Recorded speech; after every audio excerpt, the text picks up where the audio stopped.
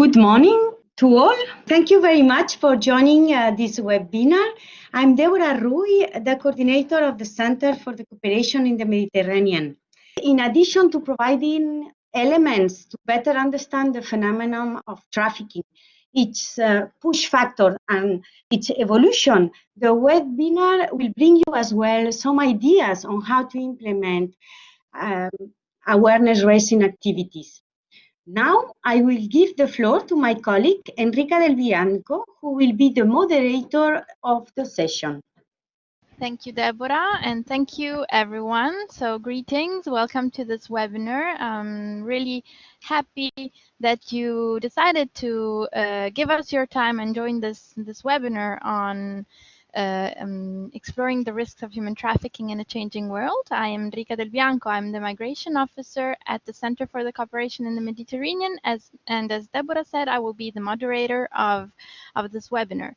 I would like to say that this is the first webinar that the Center for the Cooperation in the Mediterranean has ever organized, and we decided to host this webinar on this day in occasion of the World's Day Against Trafficking in Person. And as she said, we will have different speakers, starting with Marieke Vanderburg and Catherine Baldacchino from the European Red Cross Action for Trafficked Person Network, who will be expanding a little bit more on the current trends on human trafficking, especially related to the COVID-19 pandemic. And then we will also have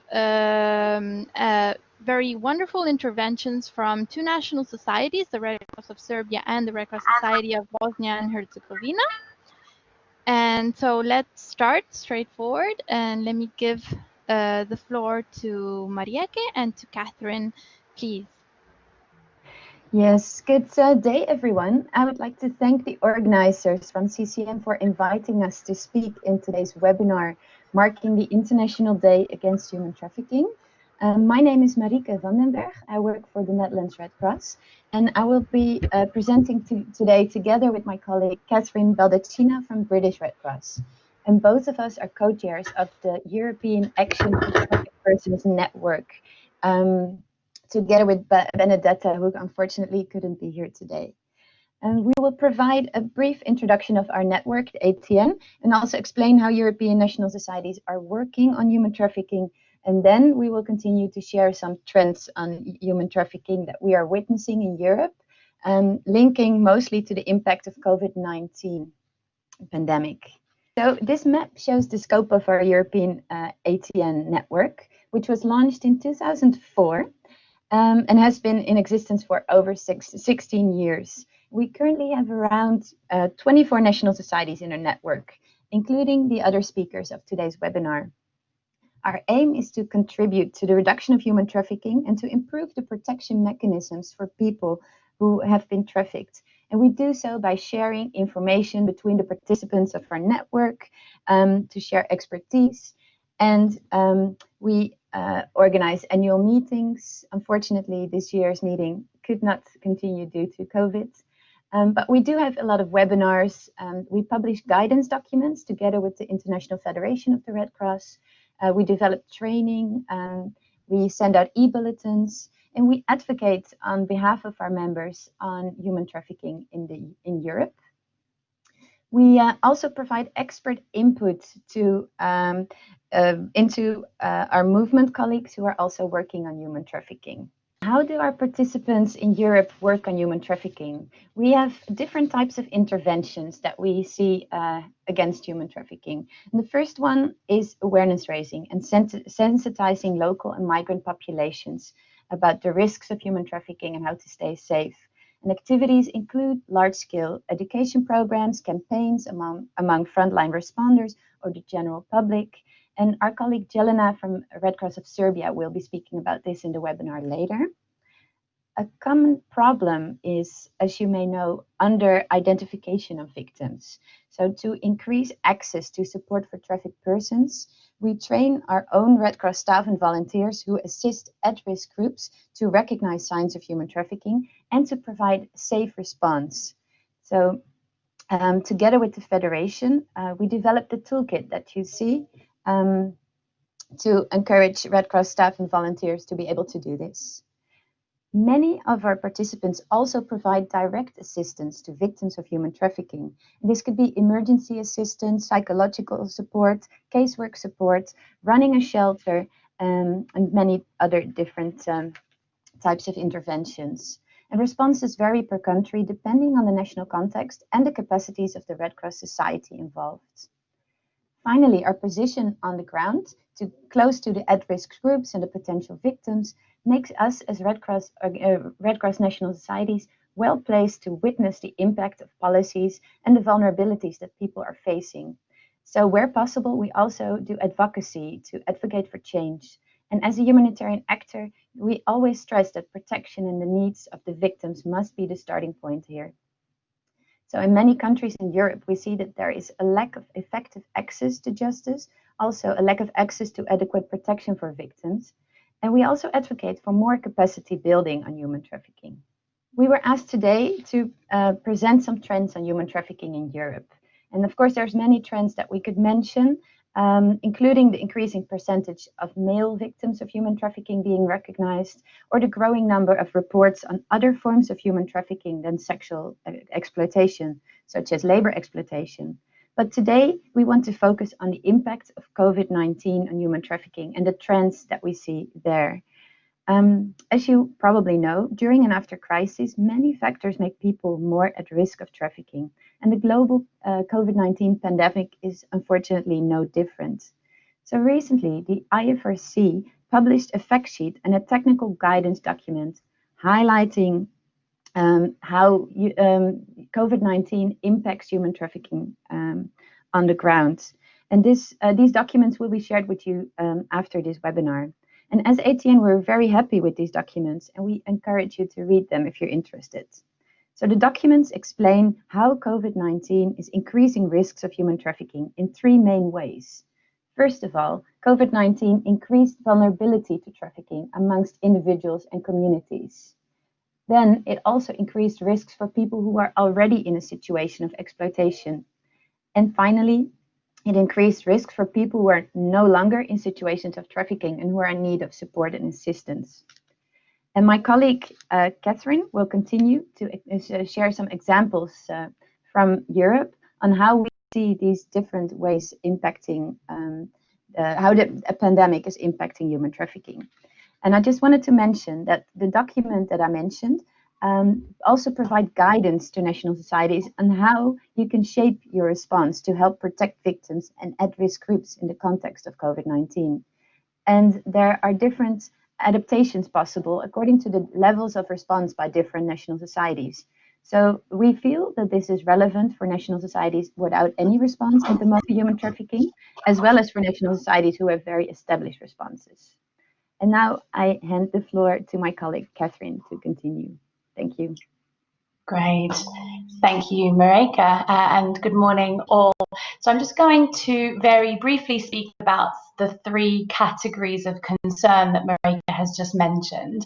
The first concern for us is for people who are increased in their vulnerability to trafficking as a result now of COVID-19. So our concern here is for people who were potentially not previously vulnerable to trafficking, that they will now become vulnerable as a result. So we all know that people are facing issues with a loss to their jobs and the ripple effects of that. So they can't buy food, inability to pay their rent or their mortgages. So as a result, people are going to become more vulnerable to being targeted by traffickers who offer them work and other opportunities. We also note during this time that police and other authorities have been redirected to focus on responding to COVID-19. So that means that the resource that used to be focused on disrupting trafficking activities has also been reduced. And that can create a climate where traffickers can thrive. An example we have is from Italy, which we all know was hit quite hard by COVID-19, and we witnessed an exacerbation of vulnerabilities due to the lockdown and the subsequent economic recession. There's been massive loss of income for many vulnerable people. That includes informal workers, people who beg on the streets, and sex workers. and they were unable to apply for social support and statutory financial assistance. We also note during this time that criminal groups or mafias have taken advantage of this crisis to recruit people and force them into illicit activities like selling drugs or stealing and further exploitation due to lack of alternatives or other options. So the second concern we wanted to highlight is for people who were already in conditions of trafficking when COVID-19 occurred. And so for here, we're concerned that social distancing measures to combat COVID-19 and the prioritization of public health measures have increased the invisibility of victims and reduced the likelihood that they are identified by first responders. It's potentially forced people further underground. Examples we have is from the Netherlands, where the National Coordination Center on Human Trafficking reported in May that they have registered up to 90% fewer potential victims of trafficking during the lockdown.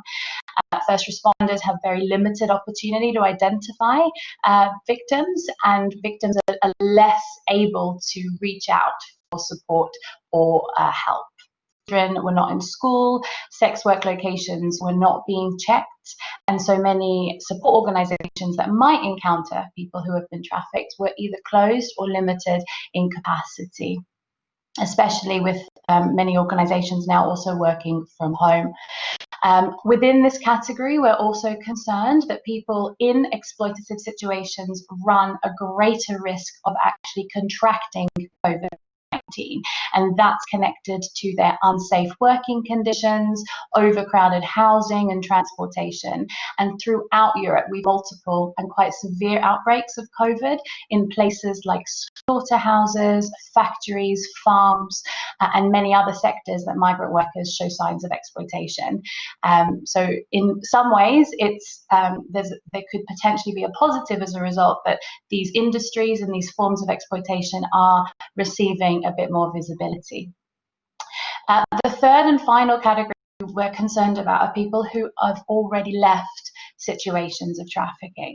And so people who are potentially on the road to recovery and rehabilitation. So this is so measures to limit the spread of COVID, as well as changes in government response to the crisis in the economy, has meant a vast impact on people who have already left exploitation. So this is a non-exhaustive list because there's many ways that people are impacted, but some of the things that we've seen as a result of key services either shutting down completely or people being unable to travel to appointments. So in the UK here, we're seeing that survivors have been unable to access their mental health support, so have not been attending their appointments.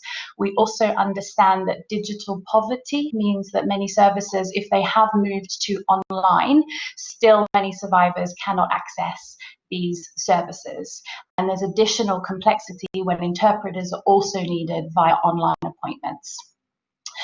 People have been unable to see their solicitors or their lawyers, so as a result, some legal issues have become increasingly acute and complex, and that's connected to missing certain timeframes or deadlines to submit considerations or appeals, and so that then has bigger effects and bigger consequences for people too. And we're also really concerned about the longer term impact on the sector as a whole. Many organizations are struggling to stay open. Many organizations are being forced to close. And so we're going to potentially face a crisis in anti-trafficking support for people beyond COVID-19. Impact of lockdown also affects survivors in really various ways. So we've had some people telling us that they're actually feeling safer and better now that they have to spend so much time inside.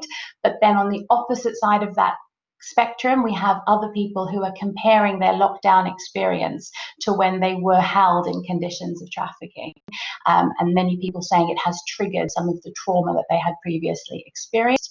And the last thing that I will say on this is that for people who are within the national referral mechanism, as a result of lockdown, many people will not have been able to access their ECAT entitlements, the Convention on Action Against Trafficking, and that's entitlements like access to legal support, psychological, mental health support, access to education for children, sufficient accommodation. And as a result, we really need to think about for example, in the UK, where the NRM is a time-limited service, we need to ensure that that's extended for as long as needed to make sure that people get the support that they were entitled to under ordinary circumstances. So that's a very brief summary. We do have slides that will be circulated after this with some additional reading if you're interested in any of the material that Marika or myself have alluded to. So there's some more information there, and that's all from the ATN. So thank you very much for this session.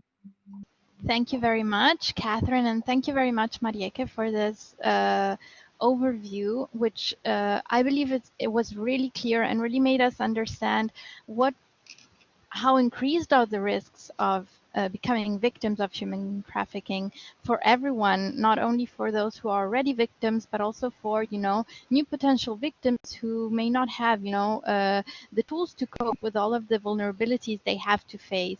And this, let me say, is crucial. It tells us how important it is to raise awareness on this topic. And since we're talking about raising awareness, let me please introduce you to Jelena Anderlic. She's from the Red Cross of Serbia, and she is very active on the field of human trafficking, and she will explain and expand a little bit more on how important awareness raising is, and especially she will be telling us what they do in their national society, so in the Red Cross of Serbia, to raise awareness amongst volunteers, but also amongst the community. So please, Jelena, the floor is yours. Thank you, Enrica. Good morning, everyone. Thank you very much for inviting us to share our experience. I will try in my speech to actually ask for all those volunteers join us to think about possibilities, how they can join, and maybe think of our experience to inspire their further activities. I will try to explain our awareness raising activities through the short presentation, and will be at all of your disposal to speak later on how we can jointly do something together. Red Cross of Serbia have started a program of awareness raising in Serbia on human trafficking since 2005, and we actually tried to address the needs of identified victims of trafficking, to reduce the risk and to alleviate the problem of human trafficking.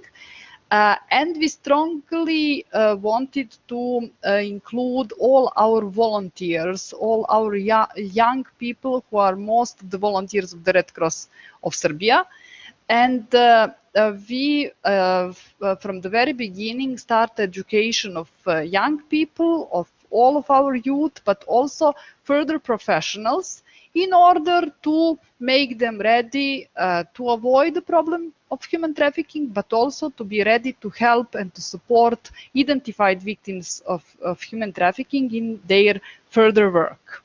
We have decided to continuously implement information session, to develop the resource base of the Red Cross of Serbia, and to make them interested in completing activities, and to continuously target those groups that are identified as those who are most vulnerable from human trafficking through adequate didactical material and adequate models according to the age, created according to the age groups. Awareness raising, we find that as the most important, or of the most important, because that helped to the Red Cross of Serbia to establish very strong base of volunteers, mostly young people, and to invite them to work with those target group that are most vulnerable, to work with children and to work with youth, and to do it through peer education models, meaning to address to their peers and explain the problem of human trafficking, but to discuss with them possible solutions, to discuss with the children and youth precautionary measures, and to make them ready to follow some rules in order to avoid any risky situation. Awareness raising also led to a possibility of advocacy for the right of the victims of human trafficking, but very important part of the program is actually addressing young people while they are in the process of their education, studying to become, for example, medical doctors, and as you can see at one of those photos, or social workers, or further lawyers, and or in any institutions or in any part of the society that can address the needs of identified victims of trafficking or help better identification of victims. Through the sensitizing those young people while they are in the process of education, we hope we actually provide in the future better services and better possibilities for victims to be identified and problem to be addressed. Activities of the awareness raising are planned and organized by the volunteers of the Red Cross of Serbia. They are very actively involved since the very beginning at the planning of activities of the program that make them ready to implement those activities, feel free to change if they find something is better working for them, and to advise for further steps of organizing and implementing next activities. At the slide in front of you, you will see a few examples of different activities that were organized by the Red Cross of Serbia. Among them, street events are the activities that the Red Cross of Serbia is recognized by among our partners in society. So we are using, we actually were using in the previous period all the occasion of 30th of July, International Anti-Trafficking Day, but also 18th of October, European Anti-Trafficking Day, to invite passers from the main streets of cities in Serbia to pay attention on some activities of young volunteers. That actually provide a lot of good results and helped us have even better youth engagement in the process. We again invite the young participants who were involved in the planning of activities to create something new for the next year, and that help us to provide a base of volunteers who will implement the activity, but also to raise awareness among citizens of Serbia about existence of problem and about possibility of preventing or addressing this issue. Red Cross of Serbia actively invited all partners and all national societies willing to join the program, to cooperate and to provide some coordinate activities. We were very glad to have opportunity to organize training of trainers, international training of trainers with the support of Center of Cooperation in Mediterranean as the first one organized in Belgrade. and to establish, let's say, now we can tell the process of educating international trainers, and we hope that that process will continue in the future. That was actually the good point of exchanging experience and finding out what is possible to be done in different national societies, and how young people can address this problem and make some things happen in their national societies, in their cities and towns. When we are speaking about advocacy and further awareness raising, it is very important to think that all those young people are future of our societies. They will become professionals. They will become those who will decide about further possibilities, and they will decide about how to protect and how to prevent all those risky situations in which victims of trafficking can fall into. So all investment in awareness raising and different activities now at the field will lead us to better protection of those vulnerable groups who are in need of activities to be implemented.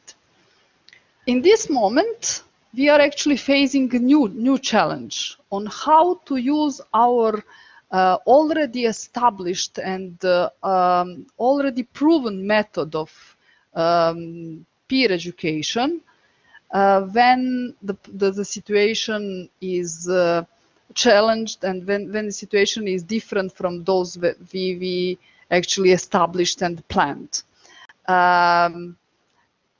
Development of human resource base of the Red Cross of Serbia helped us to establish the activities in these new circumstances. Our volunteers and already trained trainers and educators with already existed educational material that is provide for different target groups now are in a possibility to actually implement their activities, information session to reach the target group online. From March, we have established a few working groups of young people who are running continuously activities on the social networks.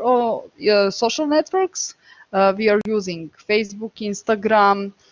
We have provided a few video spots in order to promote not only our activities but also precaution measure, and to try to work through our method and model through peer education to reach young people in this new situation, to tell them about precautionary measures, to speak about human trafficking, to emphasize those new challenge, as our previous speaker Marieke mentioned, to prepare them to advocate for a better condition of working with victims of trafficking, and to actually explain them even worse situation in which human trafficking victim can be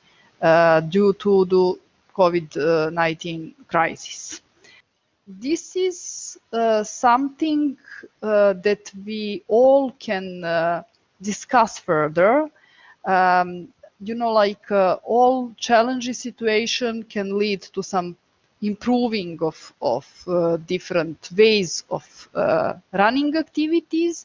So we are very ready to cooperate and to speak to all of you and to find out how we can, for example, together do something to raise awareness, not only in Serbia, in Mediterranean region, but all around the world.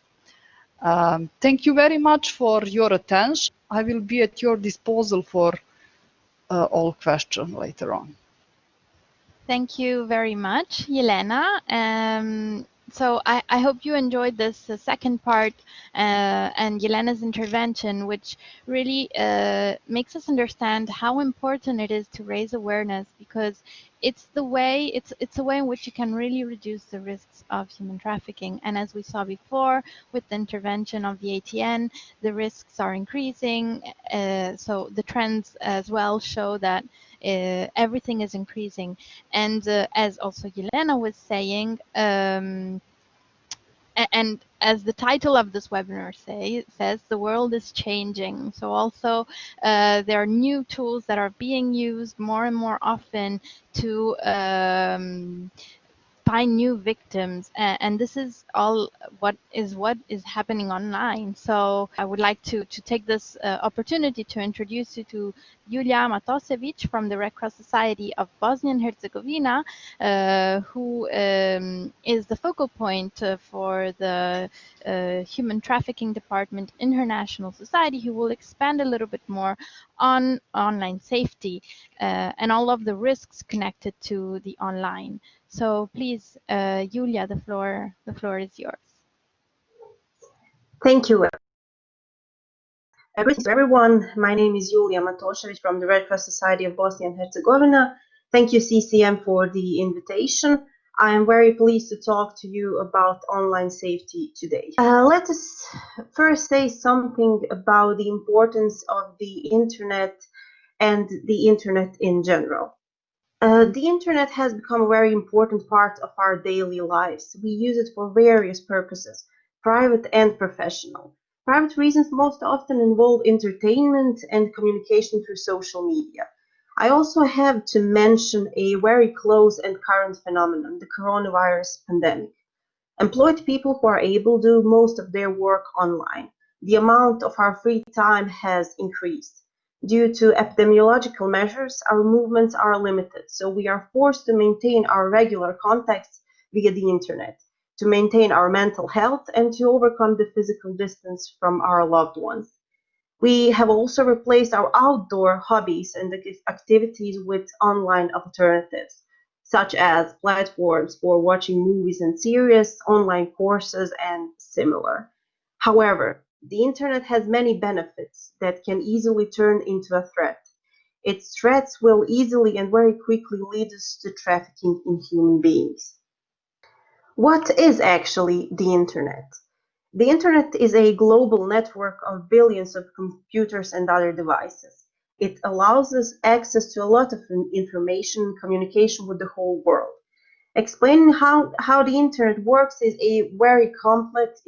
very complex and involves a number of expert, non-quite everyday terms, and with things we don't quite understand, we have to be especially careful. No doubt that the internet can be very useful. However, today we are going to talk about its potential dangers, such as cyberbullying. Cyberbullying is actually bullying that takes place over digital devices. It involves sending, publishing negative, harmful, false, or private information about someone else, with the aim of humiliation and embarrassment of the targeted person. It may involve social media platforms, messaging apps, chat rooms, forums, etc. If we find ourselves in such a situation, it's best to immediately seek the help of experts who are familiar with the laws and policies regarding online harassment. We need to pay special attention to children and minors who are very sensitive and very often ashamed to admit that someone is harassing them in public. You could talk to the minors about this issue and educate them how to protect themselves. Another threat are actually cyber predators. Cyber predators use the internet to exploit other people for various purposes, most often sexual. Their targets are very often young people and children. They usually pretend to be someone else, use fake identity, and lie about their age, sex, gender, or appearance to be more approachable and attractive to their victims. The initial exchange of messages often ends in meetings and physical abuse. This is a very popular way by traffickers in persons to recruit their victims. Therefore, we have to carefully choose our online contacts, and we must never meet unknown people from social media, chat rooms, or dating sites. So we need to advise our children as well, monitor and limit their internet activities. Again, proper education is very welcome. Sharing personal information. We need to be very careful how much personal information we share online. The audience we intend to share some information with may be much larger than we expect. Therefore, it is not advisable to reveal your residential address, telephone number, date of birth, travel plans, and destinations. All of this could make it easier for online predators to reach us and carry out their criminal intentions. Neither social security numbers nor credit card numbers should be shared. Access to our health data and status can also be abused. Identity theft is the first danger that threatens us. If we are already sharing our personal information, it is important to dedicate serious time to privacy settings. If we do not know how to limit the audience on our social media, we should turn to someone professional or someone better versed in informatics. Another threat I'm going to mention is phishing. I asked the Oxford Learners Dictionary what phishing is. It says, the activity of tricking people by getting them to give their identity, bank account numbers, etc.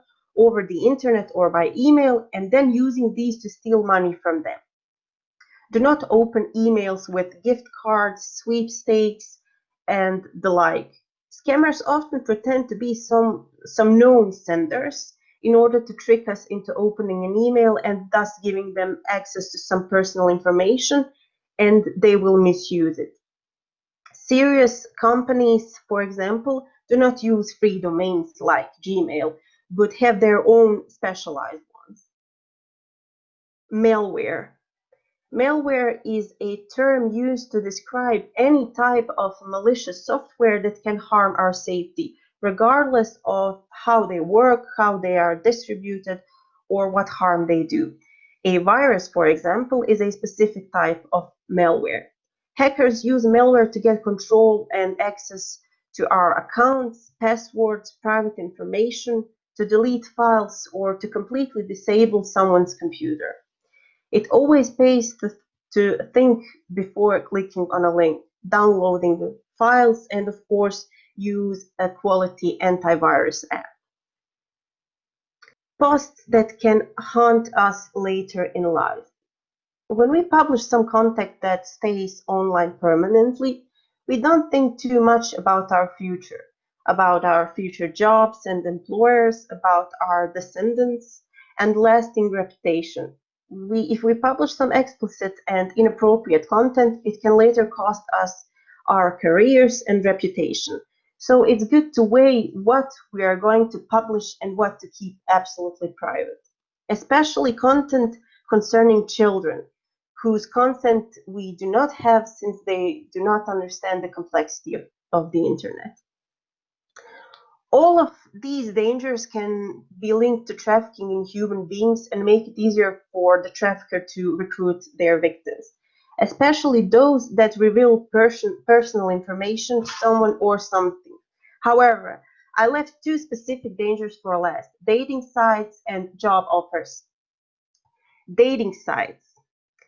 The ultimate goal of corresponding with someone is most often a meeting, which can be very dangerous. We cannot develop mutual trust by messaging, especially since we try to please someone on dating sites.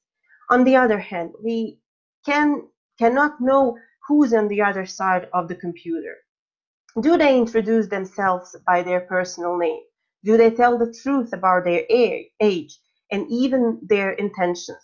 Therefore, if you really can't or do not want to avoid meeting someone, do it in a public place, surrounded by a lot of people, and be sure to inform someone about your movements.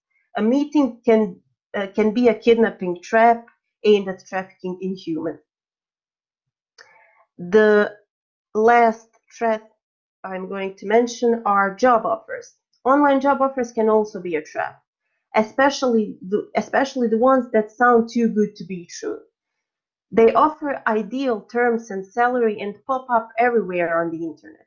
Again, do not agree to meetings, oral interviews, and the like, unless the offer is backed by a serious firm that has all the information on a reliable website. Offers that contain only a phone number or email address, nicknames, and clues are not reliable. Here are some general tips to stay safe. Keep your personal information private. Manage your privacy settings. Practice safe browsing. Always use a secure internet connection. Be careful what you post and what you download. Always choose strong passwords and a different one for each account. Keep your antivirus program up to date. There are countless possibilities, but each of them comes down to timely and proper education. Be creative, research on this topic, and take action. This is not a common topic, and I would like to encourage you with this brief overview to pay attention to this issue as well. That was everything on online safety. Thank you very much, and if you have questions, be free to ask. Thank you so much, Julia, for this presentation. Let me say it is extremely important to be prepared, to be informed of the risks that we can encounter online. It's very important to educate our children, our youth, but the community in general on the risks that they may face, because sometimes we just give it for granted, you know, nothing will ever happen. But as you said, whatever content you put online then remains online. So there are lots of risks connected to the online, and this has been highlighted also with some of the trends during the COVID-19 pandemic. We have seen, and I think that the ATN can expand a little bit more on this, you know, such an increase on online sexual exploitation. So if I would like to invite all of you, which I thank again for participating in this webinar, to please make questions. And you know, we have actually four wonderful speakers here who are ready to reply to all of your questions. So please, you can either write them in the chat box or raise your hand and make them live. I would like just to thank all the speakers, and to take the word that just Julia mentioned, that invite all national societies to take action on it. I mean, it's an increasing crime movement, has been working for so many years. We have a lot of national societies working on it already. We have networks like ATN Federation is as well working on a lot. So inviting, encouraging to start working on this topic, to benefit from the experience that other components are already have been working. As CCM, we encourage this exchange of initiatives, training, like ATN was mentioning as well. And I would like to make a question maybe for the speakers. What tips, recommendations you will make to national societies or local branches that they want to start with taking some actions on this topic? How they can start, or what they should? Actually, what I was taught when I mentioned that we are inviting all national societies to to take some activities, it is very important, first of all, to find out what is the main strength of that local branch. And on the example of the Red Cross of Serbia, we find out that very active young people are our strength, and that we find that they are great channel how we can communicate with other people in need, having in mind that some reports, actually most of the reports refer that young people are those who are in danger of becoming a victim of trafficking. So the most important is to find out what is the strength of that local branch, and to motivate possible activities that can be run by those active volunteers, in our case young people, to actually pass the knowledge, but also to invite the peers and discuss this issue further. Thank you, Yelena. I saw that also, Catherine, you have raised your hand. Yeah, thank you. I completely agree with Yelena about that, and I think there's so much strength in branches and in our colleagues, so really working to their strengths. I could also add potentially about really trying to understand what the local need is and trying to respond to that need. And I would also urge people, colleagues, to take it slowly. I think there's a huge amount of risk involved in this work and potential to do harm, even unintentionally. So I think I'm sure many people will agree, it's also about really understanding what is the local need and issues, and very slowly starting to find a response, and starting very much by educating and training ourselves first, thinking about safe referral pathways, safe systems of working, and then developing programs that raise awareness or support people who have been trafficked, etc. Okay, thank you so much, Catherine. So I saw that we have Helmi who has raised his hand, and then we have also a question in the chat. So Helmi, please. Good evening. Can you hear me? Yes. Super. Okay, so this is Helmi Belmawi from the Tunisia Red Crescent. I really appreciate this amazing presentation. So my question is, whenever you encounter a potential victim of a human trafficking, what are the legal procedure to save them, or what are the procedure legally we have to take? Is there like international law, or you only have to check with your country, like the laws in your country isn't the same, or international procedure that we have to do, or that's the question? Marieke, please. Yes, thank you for this question, which of course is a very important one. If you do think that you might encounter a victim of human trafficking, it is indeed very important to look at the legal context. And we would recommend any national society who feels that they might encounter victims within their services to inform themselves about this legal context, starting, like you said, with the international legislation. A very important protocol is the Palermo Protocol, which you will find a lot of information about. But then also look at how your country has nationalized and made that legal obligations into their national law. And then in many countries, there is what we would call a national referral mechanism. So you could check for that within your country and see if there is such a national referral mechanism. How does it look like? What are procedures? What services are available for potential victims? Also very important, like my colleague Catherine mentioned before, is to look at the possible referral pathways. How can we make safe referrals to other organizations who might assist those potential victims of human trafficking? There are mapping tools available to do this.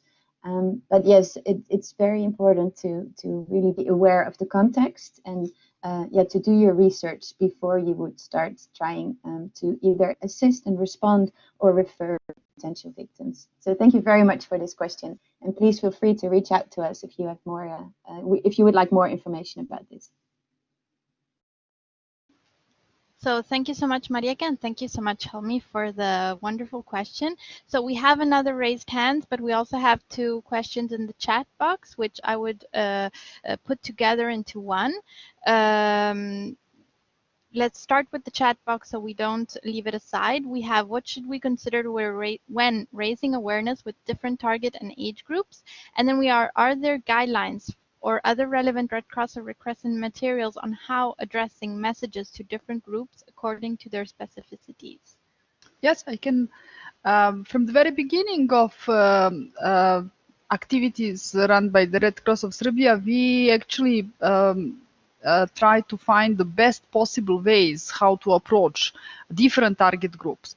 Our model is that to target them by age. So all our modules are defined according to the age group, meaning we have actually investigated a lot through our local branches and in cooperation with psychologists and school teachers and different professions of our volunteers.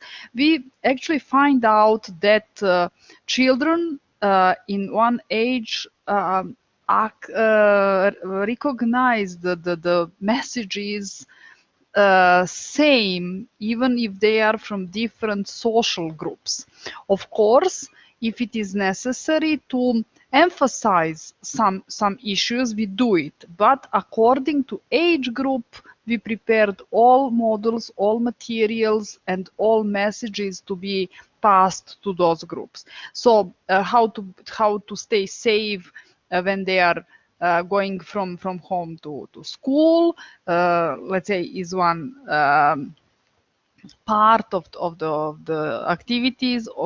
Next level could be how to stay safe when they travel alone, how to stay safe when they are trying to find the job, meaning that according to the age, different interests of target groups are targeted by the messages we provide them.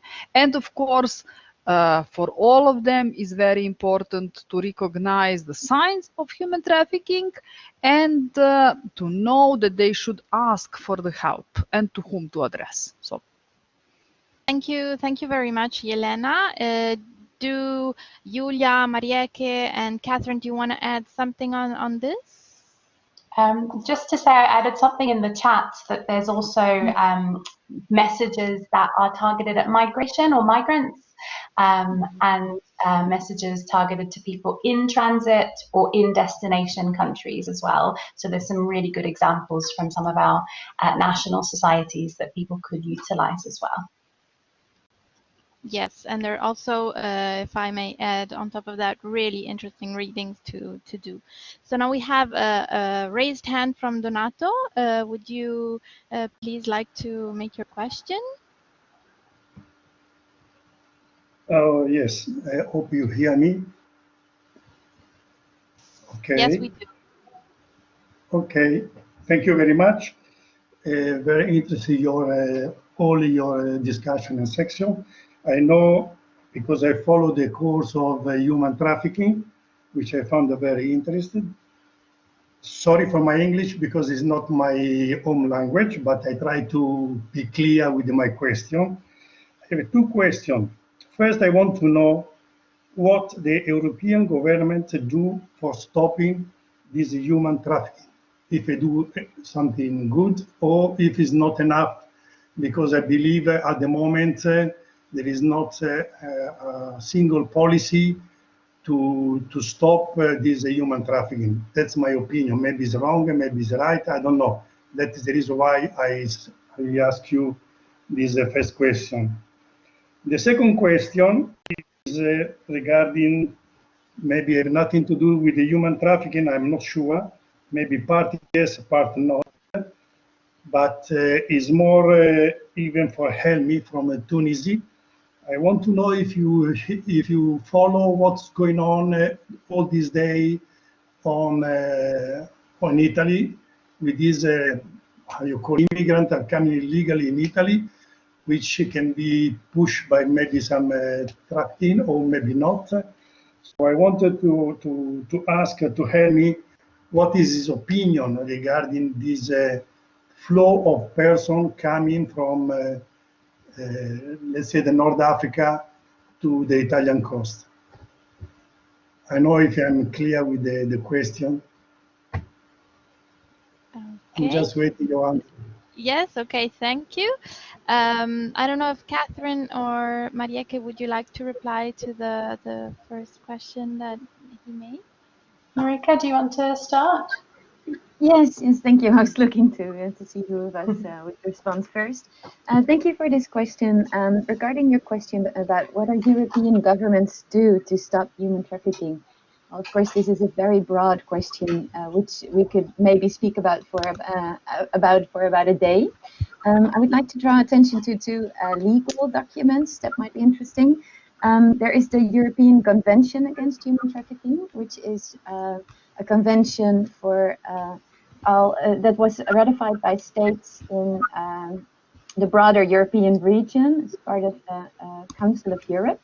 And there are a lot of obligations for states about what they should do to combat human trafficking in this convention.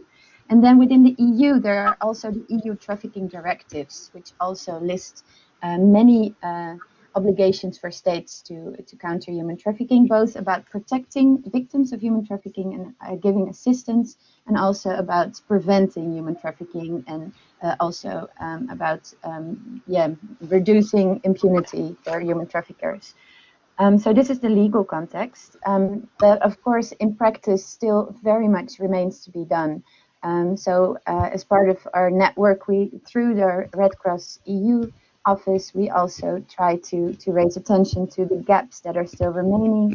And I fully agree with you that there are many more things that states could potentially do to support victims or counter human trafficking in general. But just for time constraints, I'll leave it at this, unless Catherine maybe has some additional comments. Thank you. No, I don't, Marika. Just to potentially highlight to your second question, and that's why I think you've really captured the true complexity of trafficking. And when we talk about arrivals and people coming to Europe, and the way that trafficking, smuggling, exploitation, forced migration are all interconnected, and just how delicate, how dangerous it can be for individuals, and really is a moment for us as the Red Cross to think really seriously about what our role is to support individuals who are experiencing these really dangerous and harrowing situations.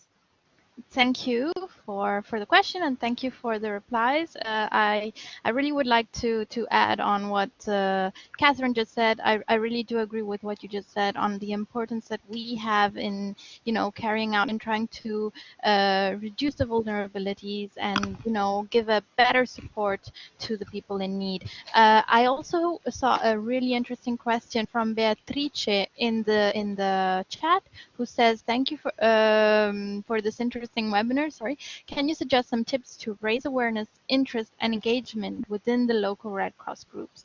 And I would address this question more to, if you don't mind, to Yelena and to Julia, because they are doing a lot. Both Serbia and Bosnia really do a lot on raising awareness and really try their best in reaching all of different target groups and addressing also the contents that they deliver to the different target groups. Yeah. Okay. As I told just a few minutes ago, it is the best possible way to find the strength of that local branch, and then address the needs that are identified in that specific environment. And if it is possible, go step by step by and proving all activities, evaluating them, and then continue. Like with the small step, first of all, inform all citizens about existence of the problem, find out how what precautionary measures are actually relevant for their community, and try to spread about those precautionary measures as good as possible, as wide as possible. So that would be like for the beginning, tips for how to start some activities. I would like to add something. Yeah. I would talk a bit more in general. If you want to raise someone's interest and engage someone in something, then you should pay attention to their actual interest and adapt your approach to the targeted group. For example, to children like to play. You can use almost anything, presentations. There are a lot of beautiful video materials and movies that are concerning this topic. So you can be really creative and free to improvise, as long as you respect the general theory and the safety rules. This is mainly a theoretical how to say program.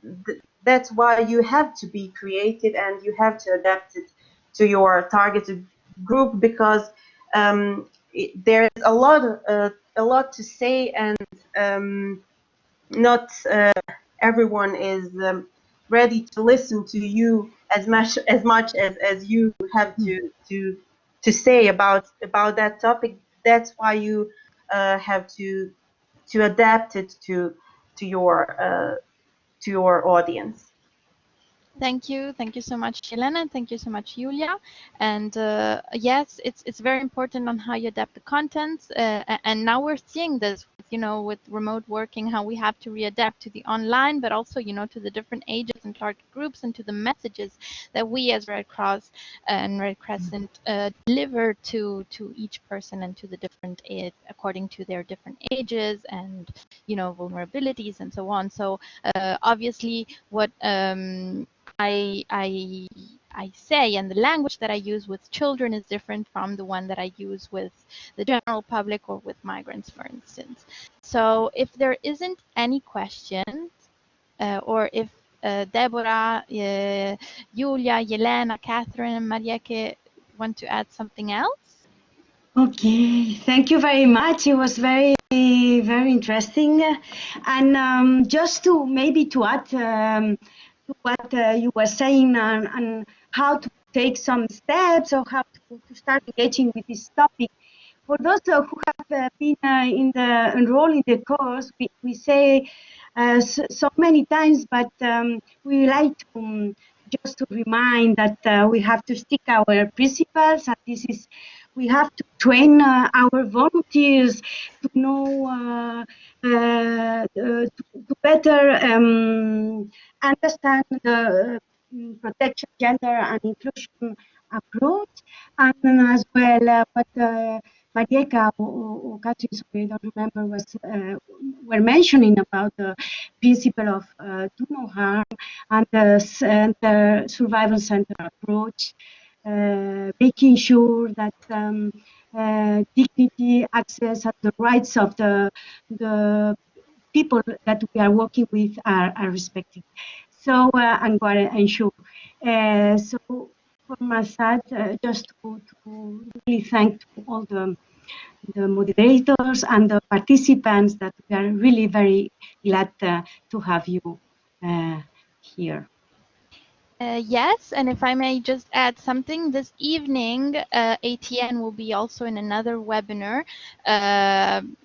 and I will ask Catherine to add a little bit more on that, because I don't want to mistake timings and so on. So I really invite you to follow the webinar, also organized by IFRC, if I'm not wrong, right, Catherine?